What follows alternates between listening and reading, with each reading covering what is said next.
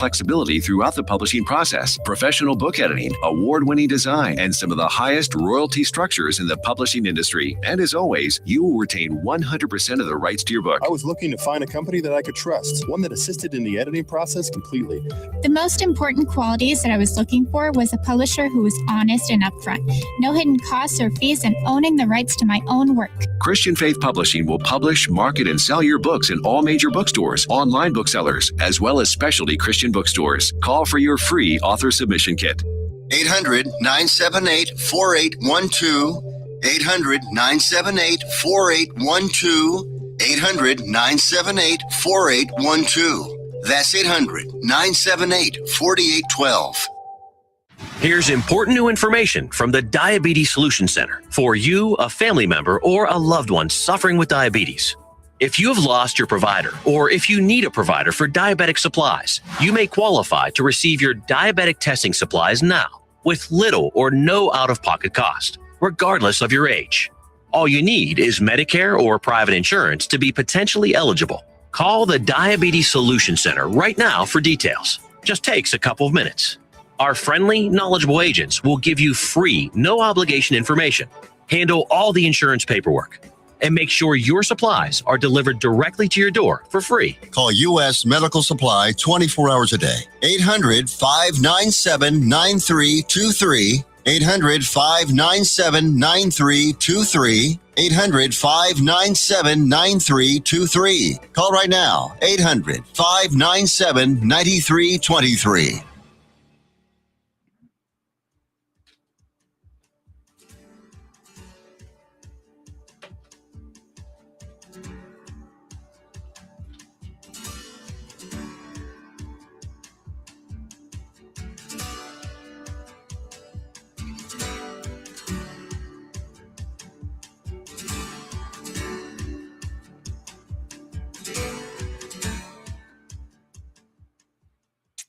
Hello, hello, hello. Welcome to A Common Thread. I'm Sonia V. I'm Eva Iguaran. The wins, the losses, and the curveballs in life. Right on cue. Well, welcome to our show this evening, to A Common Thread. We're so happy to have you here. And how are you doing, Eva? I'm doing good. Good. Yeah, Good for Monday, or just good? Pretty good. I was listening to a doctor, Dr. Berg, and he talked about how you can burn fat. And so I'm going to be going on a sardine fast, 5 days. And I will tell you, sardines? yes, sardines for 5 days. It's supposed to send your body into ketosis and help your body focus on burning the fat. So I'm going to try it.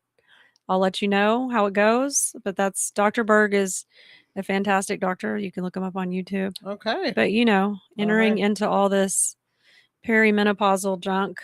Yeah, I'm already in that.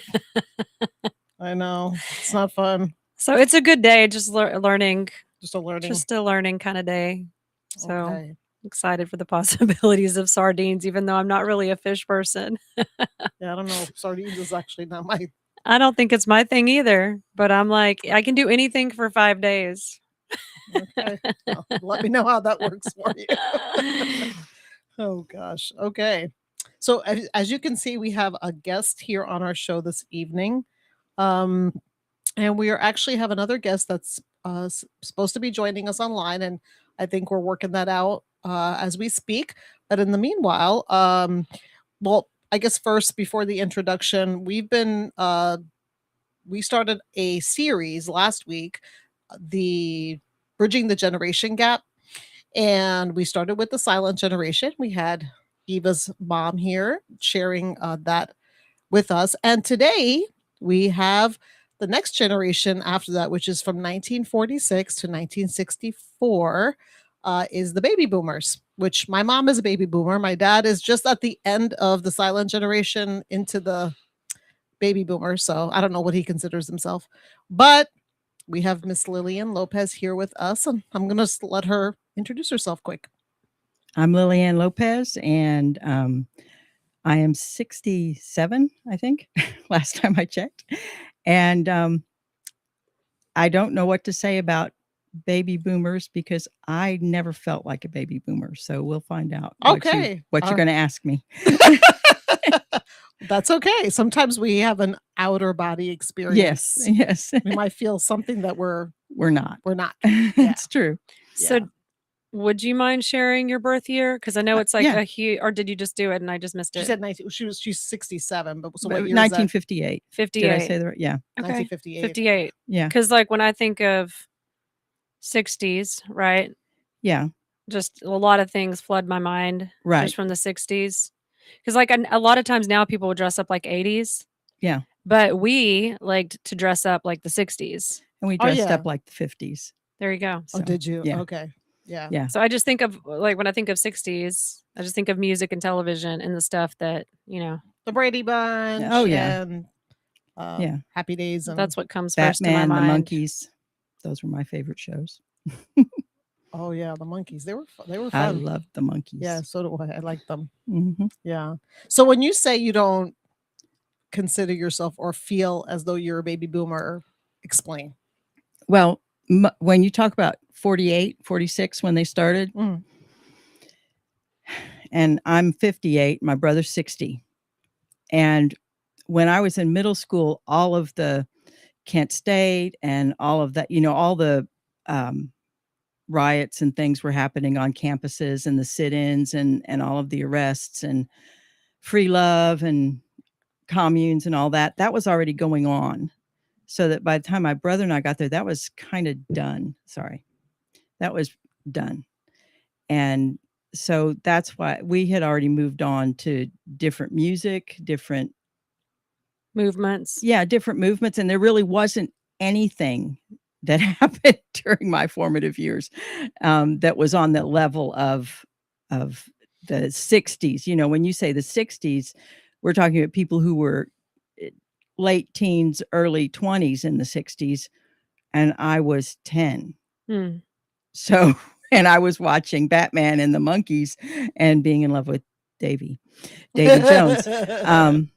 So that's why I always felt like they'd already, and I don't mean this in a bad way, but they'd already done the things that I benefited from in the 60s. They'd already done. So you basically got to just sit back and enjoy the movements that they went through and participated in.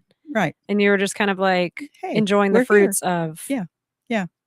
Because, you know, when I went to college, it was a very peaceful experience. There just wasn't any big demonstrations or anything.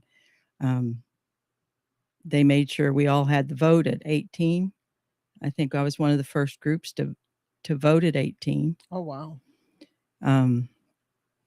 We did still have, well, there were still, in high school, middle school, they still didn't allow us to wear pants until middle school. Oh, wow. You had to always wear a dress, which was, thank goodness I lived in South Texas, because if it was cold, all you could do was put on pants under your dress. You still had to wear a dress, even if it was really cold.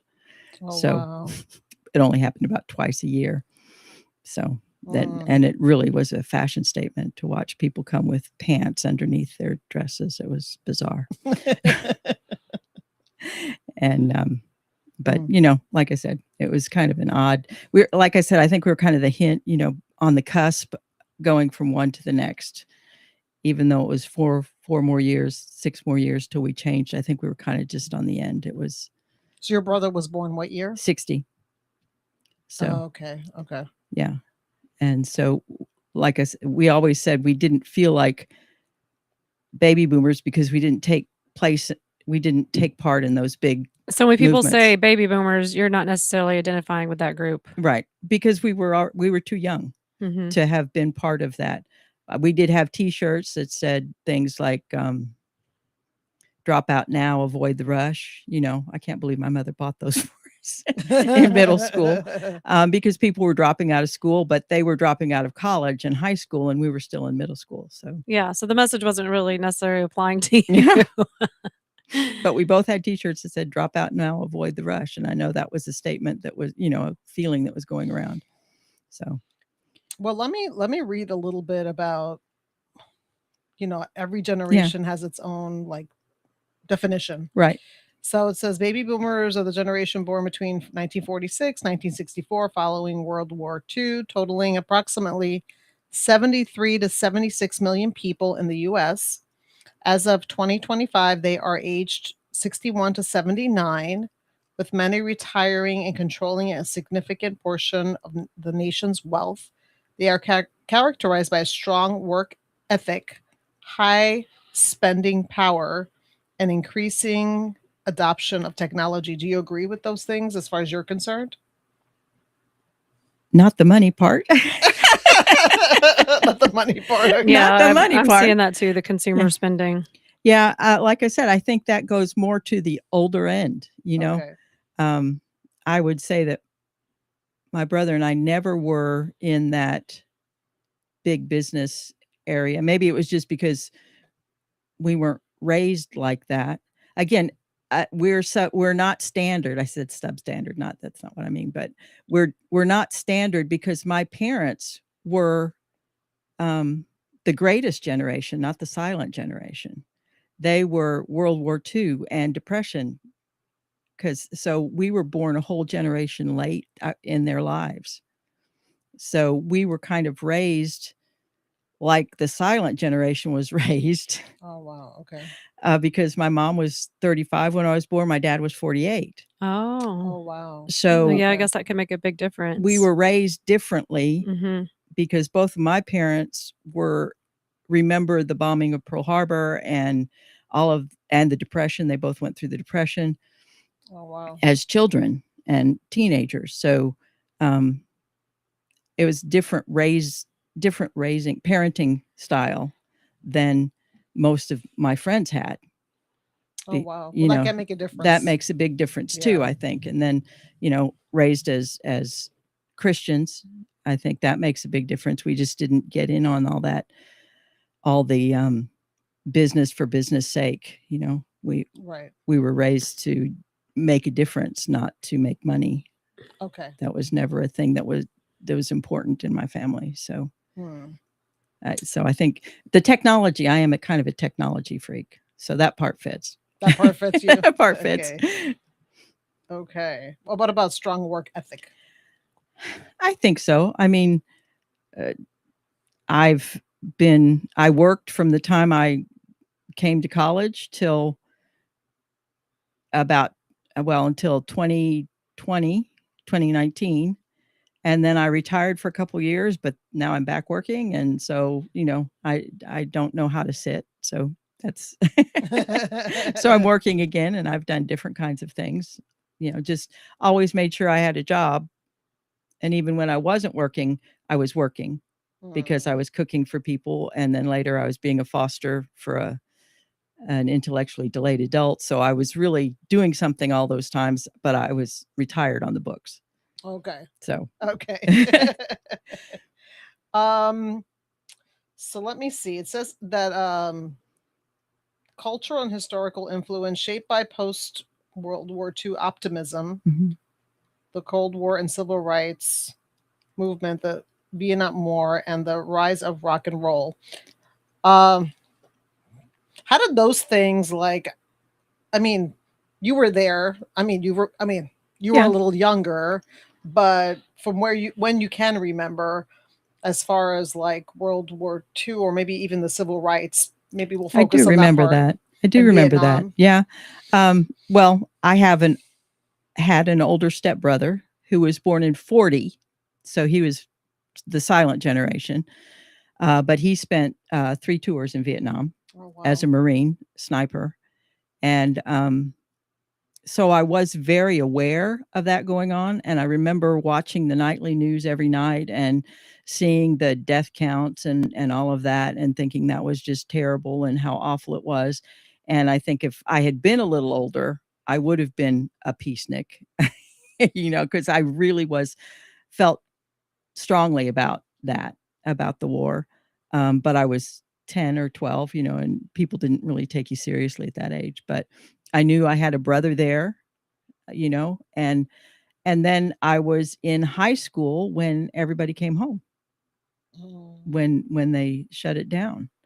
And so I do remember that very vividly. And I remember seeing the helicopters with people that broke my heart, trying to crawl on that helicopter, and everybody trying to get up on the roof of the,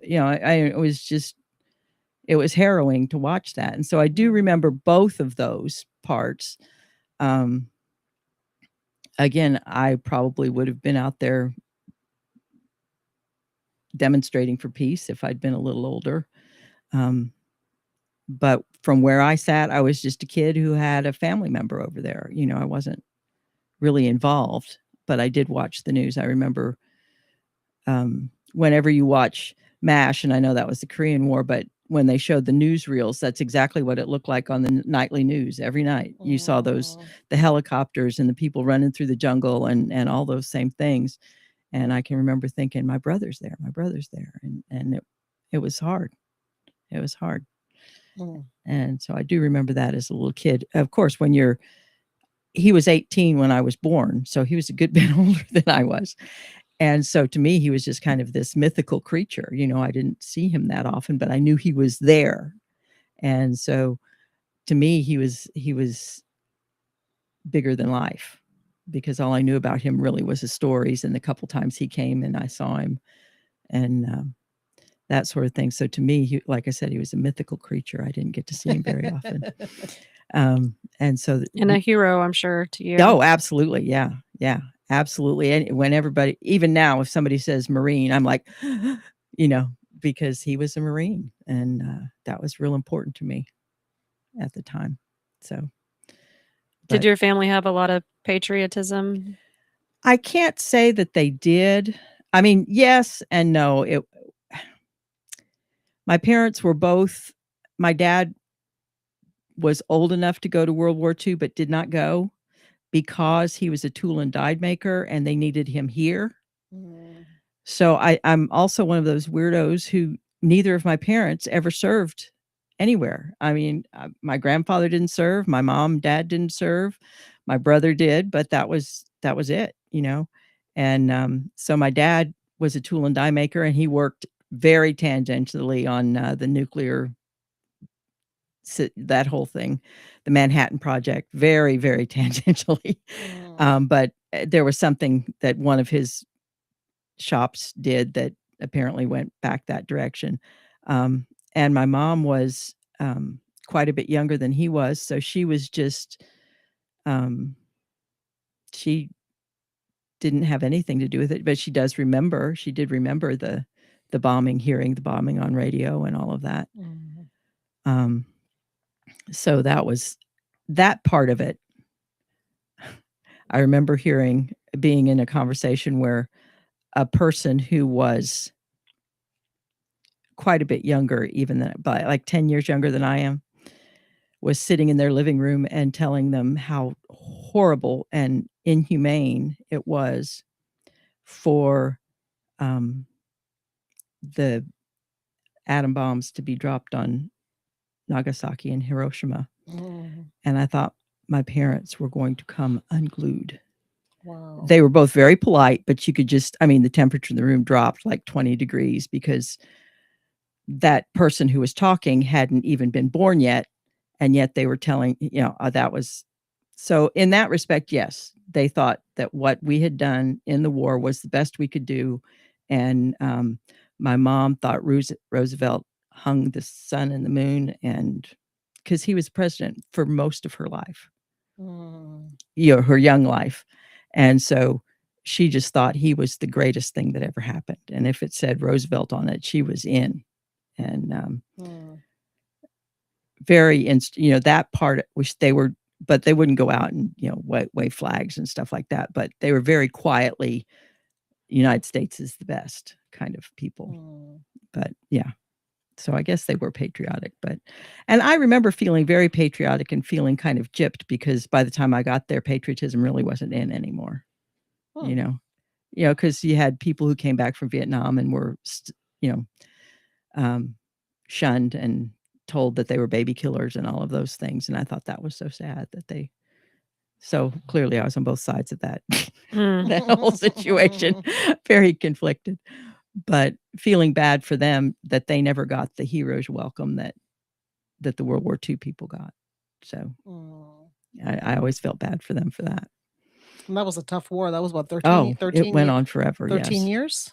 Most of my life by that time, because when I graduated at 18, so I was alive for both halves of it. I don't remember the beginning of it, but Okay. it was going on for most of my life. Wow. So You have any questions? Any more questions?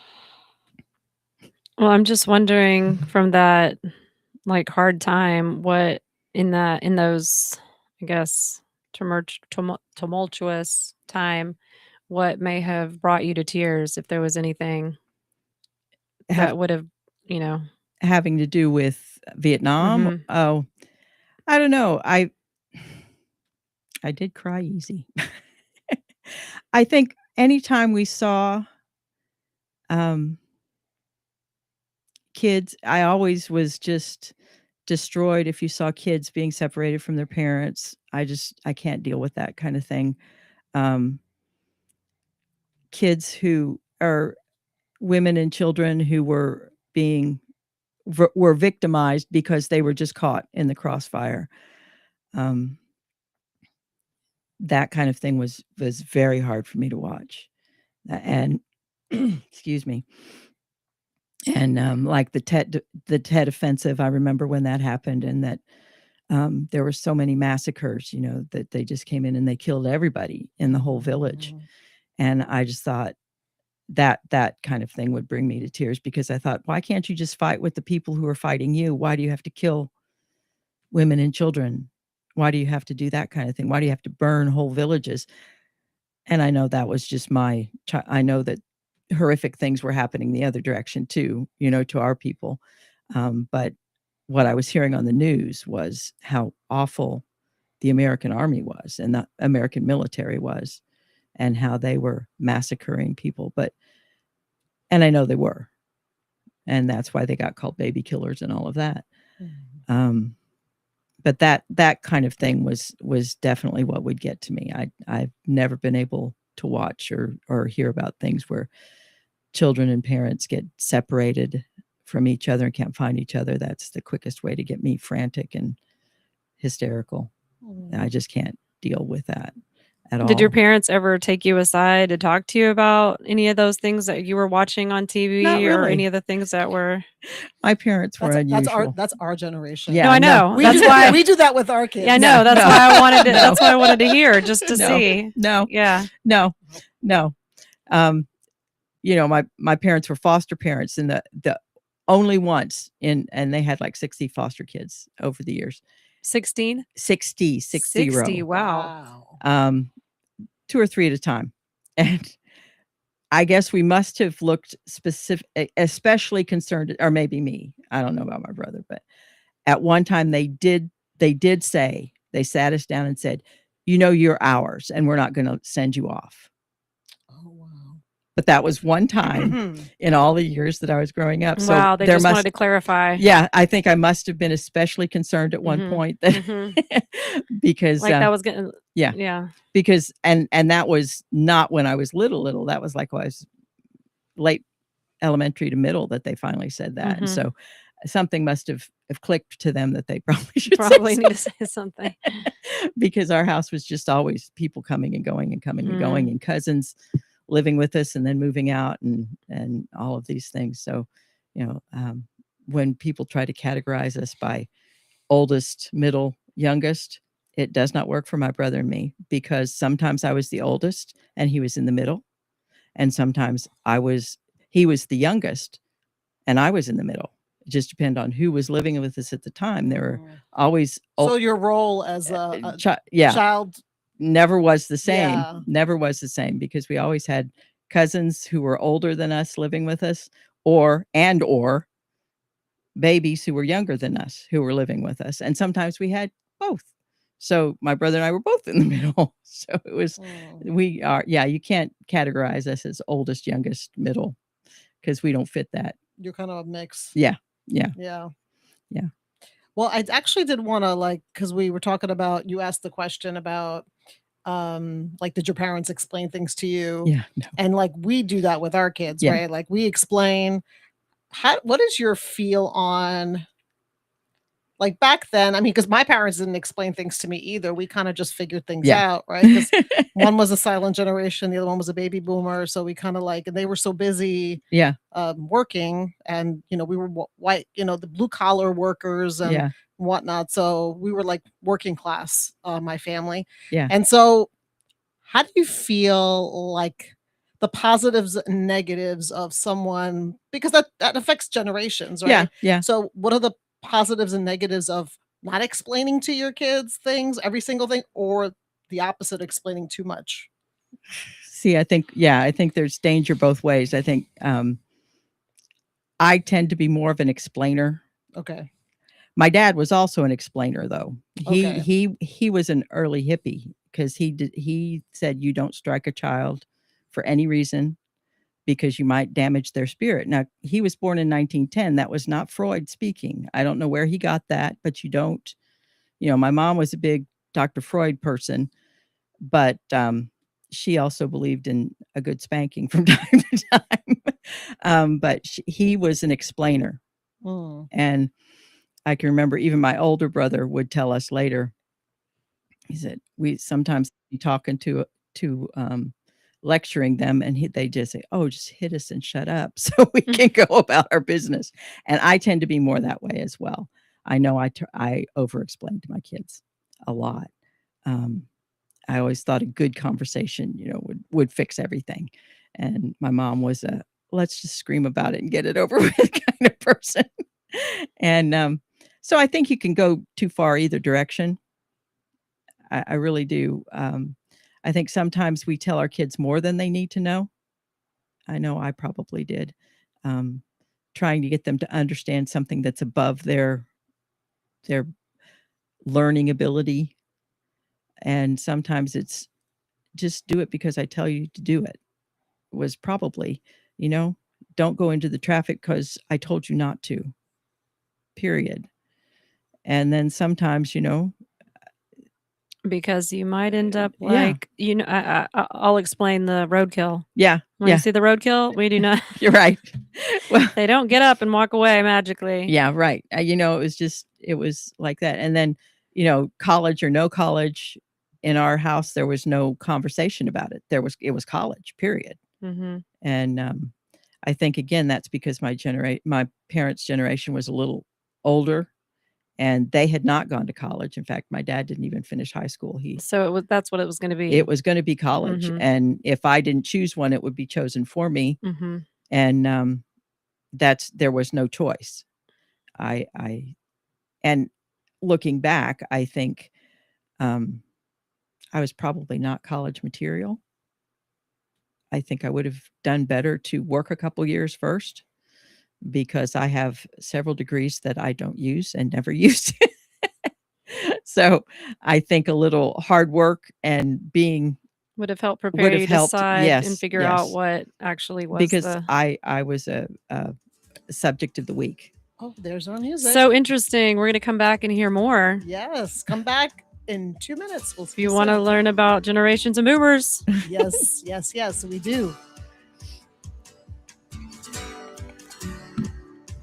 It was so good.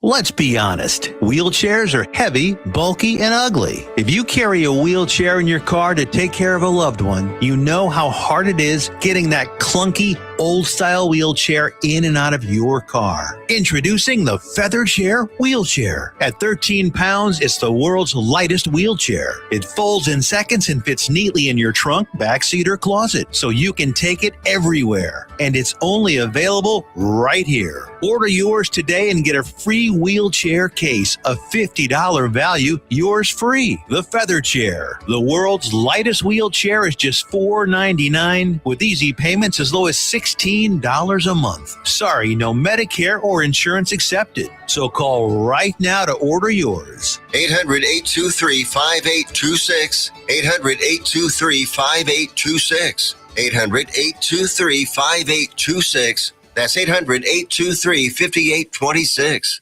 If you are trying to quit drinking or doing too many drugs, listen to me. You don't know me and we'll never meet. I had a problem like you once. I drank and used to party a little too much till it got out of control and almost ruined my life. I realized I needed help to fix my problem before it totally destroyed me. If you've tried to fix your drinking and drug problem and you know you can't do it alone, you need to call the National Treatment Advisors. They'll immerse you into a 30-day program to replace your old habits with new habits and totally change your life. And if you have PPO private health insurance, the entire program may be covered. Fix your problem Yes, right Sonia, can you hear me? any worse. Get clean. Call now and learn more. 877-281. Okay, I'm on through my computer. 877-247-1581. 877-247-1581.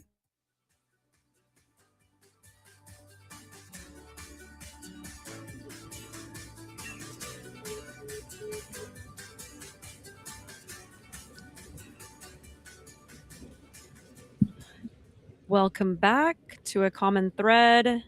I'm Eva Iguaran. And I'm Sonia V. We have a guest here. We're excited. Hopefully we'll get another guest on in a second. I'm going to read some commercials. NTX Radio proudly serves all of North Texas and can be heard all over the world on TuneIn Radio Network and on the NTX Radio app, available on Android and Apple CarPlay, or just ask Alexa to play NTX Radio. Check out our lineup and more, ntxradio.com.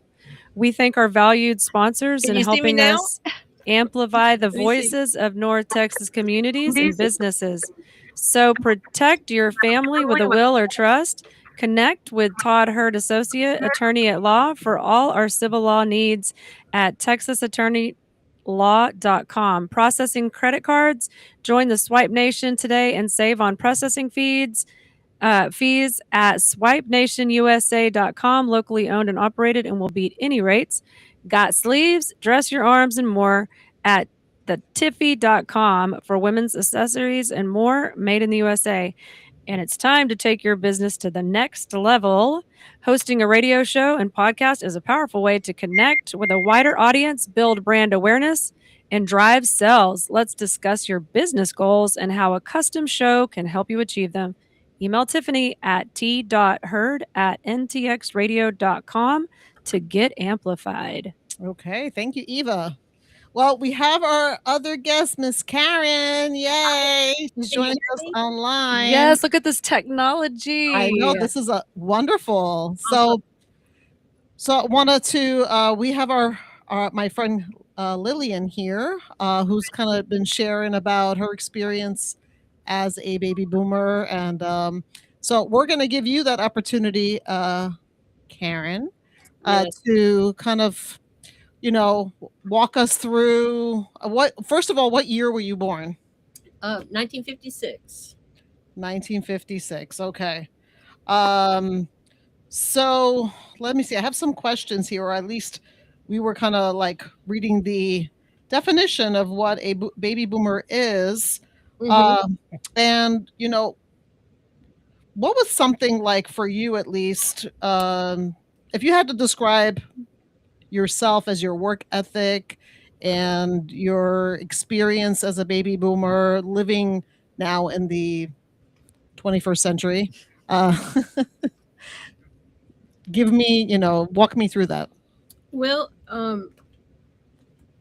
I apologize. I was so excited about this call and the connections that y'all were making, and I made myself all of these notes that I went to Walgreens and they couldn't print, and so they printed them for me in little photos, and they're so small now I cannot read them. That's okay. So if you have that definition that you sent me, what the connections that I made were that, and it really helped me to understand the disconnect that I feel with so many people, young people now, including my children, because my mother was born in 1930. So that would have made her part of that silent generation. And I remember her, like she had to have the pantry full of canned goods. Mhm. And when I read this, I realized the why of that, Mhm. and how it explained her frugalness, her reclusiveness, Mhm. her just wanting to be home and be safe. And this and I was my mother's caregiver. So I'm seeing now that what I thought of as just her personality was really more the influence of what she went through. And when y'all were talking about in that thing, they were talking about the greatest generation and people who had survived the war.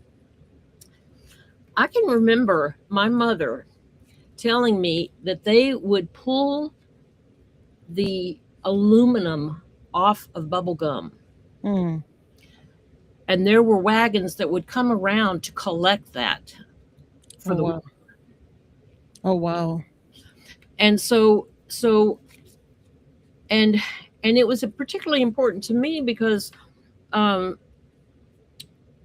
had family members who were really traumatized by war. Both my husband and an uncle who hiccuped for years from God, what was it? The one that got us into the war. I've got a complete block on it now. But anyway, so it helped me to sort of understand her personality more, and how I got entangled in that emotionally to make her feel secure, to make her feel safe. And then how for me it was very much about being prepared. My husband was older than I was, so he was born in 47, but that put him on, help me out here. That's still baby boomer, but that's like in the beginning, because baby boomer started in 1946. Okay. And and he was and his whole family was from Italy, and there had been like 8 boys. Woohoo! And I remember him telling me that not in his family, but his father's family, and how the food went around once. And so they were very much aware of, the opportunity to make it in America, and still very frugal. Mm. My husband suffered post-traumatic stress from Vietnam, and he got into real estate because he didn't have to physically work. Mm. And that ability to be frugal and see a goal out. I mean, this man literally ate beans to buy houses. Wow. And did lots of. That's that work ethic. Yes. And I was, right there beside him, helping him build all of this. And so so then when my children were born in 91 and 95, it's that whole different experience. Oh, so they're millennials. Yes. Okay. And so I have had a hard time understanding that mentality of just go buy what you need. Just and this explained how experiences were worth more than material things. Having that experience of traveling, whereas I never went on a vacation with my husband. Hmm. And my cat has found me. And so anyway, so it really helped me to just sort of understand why there's this disconnect. And when I was at home on the farm, I did computer graphics, I spent 13 years getting my degree, and none of it was on the computer. So all of it I had to teach myself. Mhm. And so I would put my daughter next to me and say, I'm working. Here's your Reader Rabbit. And so she really grew up being much more tech savvy. And both of my children, I got them computers early on, Mhm. which I'm so glad I did. And my daughter went on to be a wildlife biologist, which fits all that perfectly with being concerned about the environment. And I always thought of that as sort of more because I had raised her, at least till she was 4, out in the fields, appreciating the land. But now I see where it's really just sort of that more whole generation is more focused to that. But what I feel the disconnect with is that there is this sense of certainly the technology, but there just seems to be this shift in sense of obligation to family. Mhm. I mean, I really wrestle with it, and I see it across everything. Yes. Mhm. And my aunt had taken care of my grandmother. My grandmother was Mexican American, so at one point I thought, well, golly, is it just because this was more part of the Mexican culture? But I don't think so. So what is disconcerting to me is how there'll be this focus to go save the planet, but not be attentive to your own family. Mhm. Wow, that's deep. Yeah. Yes. Like, get upset about the glitter on that package because of the microplastics, but don't be responsible for things that are much closer. In your own circle. Yeah. Yeah. And I have just this horrific time with that. Mm. Because great that you're focused to, all these. I mean, to me, it's like where we are with our government right now. Get out of those wars. We've got veterans living on the streets. It just makes no sense to me. Mm. And so whereas I see it as sort of this more global sense of global responsibility, but it's with this odd emotional detachment. Mm. Does that ring true for anybody? Yes, it's so good that you're mentioning all these things because this is exactly why we wanted to talk about these topics, because we have children that we may or may not be extremely close to, or there may be a disconnect, or just with friends that we have, just trying to relate and understand. And so you put into words, trying, like, now you can see that maybe this wasn't so much your mom's personality. Maybe this was how she was raised in the time that she was brought up. Right. And so now I can have a little bit more compassion, empathy, love towards my mother, because this was more not a personality issue. This was like the time that she was brought up. And so Well, and one of the things I do life coaching, and one of the things that I'm really interested in right now is genetic memory.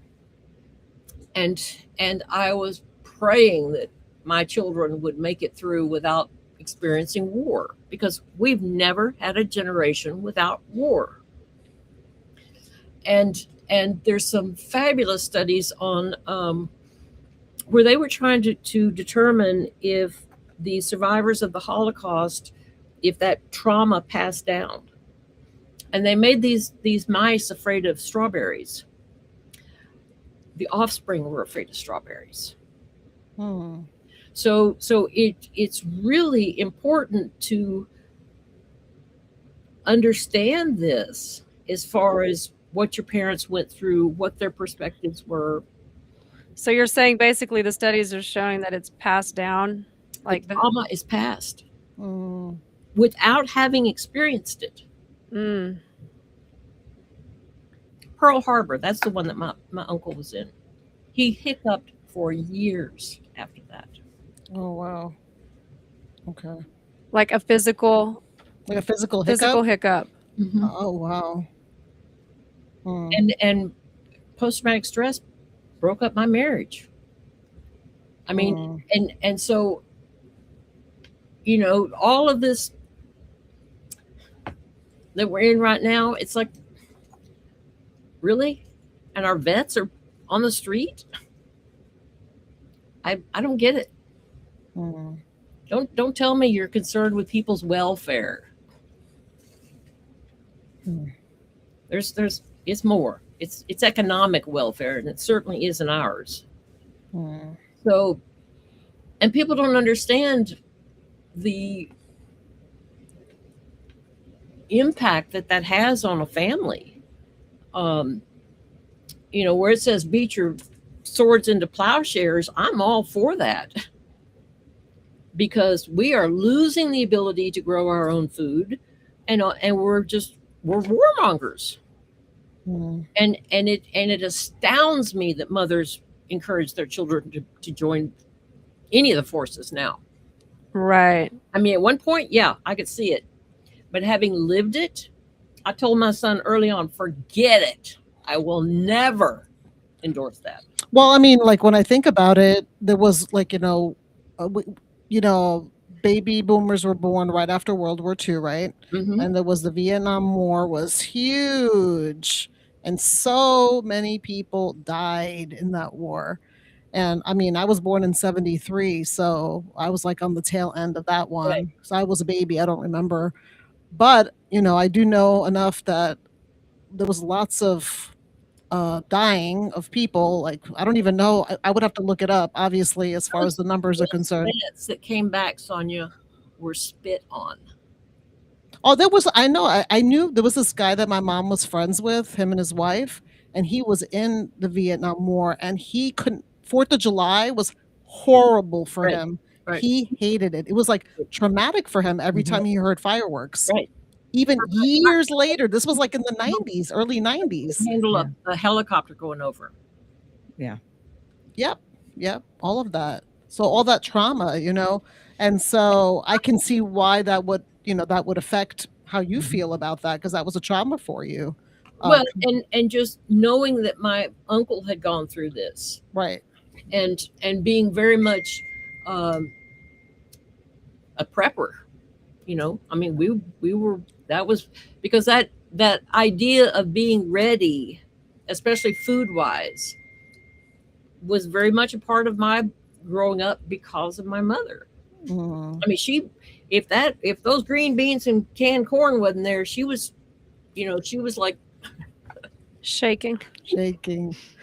Well, we have about 9 minutes left, so okay. I think I want to focus a little, because this show, A Common Thread, because you said you felt a disconnect, right? So we want to kind of focus on that part of it, because a part this is like a common thread is, what is the common thread? What can being from different generations bring us together, right? So both Lillian and Karen, if you can share with me, whoever wants to go first, or with us, like if you had to say, like, we're Generation X, right? But not just to us, millennials, Gen Z, Gen Alpha. If you had to speak to us and say something that will help us understand your generation more, your experience more, what would that be? Hugely helpful. I mean, I was looking at all this material and I was thinking, oh my gosh, this is like core understanding. I think that if people had a way to take this information and see where they see it in their own family, where they see it in their children, and be able to follow that projection of where their children, I mean, because you're looking at the evolution of humanity. Right. And so it's like you really, or people that are trying to get back in the workforce, is like, this is the part you missed. you know, better get on that computer. You know, Mm. this is where we're heading. Because to me, it gave huge insights into how people could get back in the workforce, how they could be dealt with. You know, I had read a lot about problems that are in the workforce that they're having. People, they don't have the same work ethic. Right. And that's Well, because they all maybe they want to buy a van and travel. right. I mean, they just, and they don't need much, you know, if they Right. don't have gas, maybe they'll just enjoy the park where they're at. right, because they're very adaptable. And I can't remember which one that was on there, but that's part of it. Yeah, flexible, adaptable. Yeah. And so I think by understanding that you're not focusing it just to that person, you're seeing this is their whole generation. Right. Yeah. And in trying to work with teams or manage people, I mean, you really need to be able to understand this and be able to understand what is the age group. I mean, I was 38 when I had my daughter, but most people, there's not that much difference. So I think it would be very helpful for anyone in management to try to understand what are the age groups of my staff's parents and their children. Mm. Or why are they wanting to ask before they even get hired if they're going to be able to have a few minutes to scroll? Right. I think this actually really happened. I think I'm not going to say where, but No, I believe it. my husband's work. We can have, instead of a cigarette break, can I have like a scrolling break? Right. It's healthier anyway. Or Well, people, yeah, that's true though. they can't take off to go to whatever, Right. Yeah. you know, because that experience is worth more to them, or equal at least. Right. And so I would think it's like, you really need to weigh this, you know, that it's not that it's that person, Right. it's that they value that experience, and they'll drop the job to have it. Mm. Wow. I mean, So maybe the loyalty isn't there. The lack of, absolutely. Yeah. There's a lack. I mean, there was more. I mean, look, We're not trying to. We're trying to. Well, I mean, no, I mean, we're trying to understand each other, right? So Right. the point of it is, like, yeah, there is a lack of loyalty now. You know, for what, good or bad, whatever, if you want to call it good or bad, because I don't think it's necessarily. Because if it's for their family, I don't think it's then- necessarily a bad thing if you don't want to stay with the same company for 50 years. Right. Right. Like, I don't think that's a bad thing. But my father, I mean, it was like you worked one company. Well, I mean, my dad was a cab driver for 43 New York City cab driver for 43 years. That's what he did. And so, you know, it is completely out of people's minds now. yeah, I mean, you know, now you're like, well, my family comes first. Either Yeah. way, I don't think. Yeah. So, what about you, Lillian? What is something that you feel like you can share to help us bridge the gap a little bit? I think part of it is, for me, is humor. I Okay. think if you can laugh with somebody, you can kind of get, in the same, you can kind of understand them and they can understand you. Mm. And maybe that's because, you know, that was something we always did in our family. We find something to laugh at. For my mom and dad, we'd watch the Miss America pageant. It wasn't to say, oh, how beautiful these women are, but to pick at them, which I thought was normal. That's what my parents did. And we would just laugh and laugh and laugh. We'd watch a movie and we'd make snide remarks. And that kind of brought us together. Mm. So laughter I about think. these things can maybe bridge the gap. I Right think. here, I have something that says, "What is what I'm supposed to ask? What is a streaker? Yeah. Is this? Yeah. I had is a this- streaker in my high school. What's a streaker? Just So- because we have 3 minutes left. They would What's a take streaker? all their clothes off and run across the camera. They had them at football games and everything else. And run Oh. through. Yeah. And they say, "Don't look, Ethel." Yeah. There was a whole song about it. Anyway, That's but yeah, it was a hysterical. streaker, and we had a streaker at one of my football games at my high school. I don't remember who it was. It was You were traumatized by it. no, not at all. because they were moving so fast, you didn't couldn't see really anything. see It was it. just to make people laugh. Again, it was making Interesting. people laugh. And I think I can laugh with my kids. I know they were born in 89 and 90, and I don't feel that disconnect because we can get together and laugh together, you know? Yeah. And I think as long as you can laugh together, you can work together. You can figure out a way to be together. And if you Yeah. listen to this show and hear our lovely guest comments, that can also be very helpful because it sounds like Karen has done her, it sounds like you did some research and put it all on Yeah. cards, and now we're coming to some special moments where you can love and understand your mom. And we want our children to do the same, Yeah. to do the research about us and to love us like we are trying to, come to terms with our own like, parents. why does my mom, every time a song comes on in the supermarket, why does my mom start dancing? Yeah. That would be my son's question. Yes. So, or like I'm in For the you, car and I Sonia? blast the music, and then he's like rolling his eyes, like, why is my mom embarrassing Right. me? Exactly. You Exactly. know, because I don't care. That's a parent's job, is to embarrass. Yeah, their I told him child. that's my job as a mom, to embarrass my teenager. That's right. That's what we're for. So, but well, this was really, really good. I really appreciate you ladies' insight, and We need another hour. We definitely least. want to have both of you ladies back on. So keep your notes. It may not be the same topic, but I feel like we have learned so much today by hearing your story, your testimony, and your view. Would like to say that one of my big concerns is I feel like that the family unit is being attacked. Yes. I think agree. that- I think we are being undermined from within, literally. Yes. I agree. And so this is like a hot topic for me. For me Yeah. too. I got you. Yeah. And, yeah, and yeah. I'm constantly telling my kids, don't let elephants run through your garden. Right, yeah. Karen, we do have about 30 seconds left, so I don't want you to like be hanging on a thought. I just want to say that I think that this material could be expanded to Oh, help. absolutely. This is only like the surface, right? Like Yeah. we have. We're just scratched trying the to surface. introduce the different Oh. generations. Yes, yes. So thank you for joining us this evening. Next week we're gonna have Gen X. That's our generation. So listen and tell your kids to listen because Yeah. they're going to come up eventually. And like we always end this podcast, don't give up. Hold on to Jesus. Keep looking up. Thank you for joining us. See you next Thank week. you. Thank you.